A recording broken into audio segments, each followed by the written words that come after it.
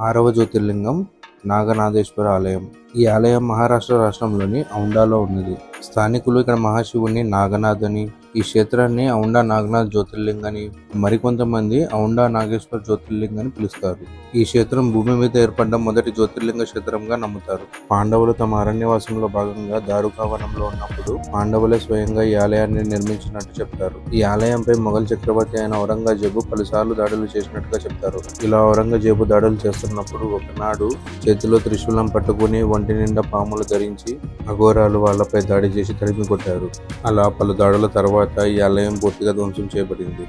Indoor మహారాణి అహల్యాబాయి ఈ ఆలయాన్ని పునర్నిర్మించారు. ఇక ఈ ఆలయ చరిత్ర చూస్తే ఈ ఆలయంలో నంది శివుడికి ముందు భాగంలో కాకుండా వెనుక భాగంలో ఉంటుంది. దీనికి కారణం నామ్దేవ్ అనే మహాభక్తుడు ఒకనాడు శివుడు ముందు కూర్చుని పాటలు పాడుతూ ఉంటాడు. ఆలయంలో ఉన్న పూజారులు ఆలయం వెనక్కి వెళ్లి పాడుకోమని చెప్తారు. నామ్దేవ్ వెనక్కి వెళ్లి పాడుతుండటంతో శివలింగం హఠాత్తుగా వెనక్కి తిరుగుతుంది.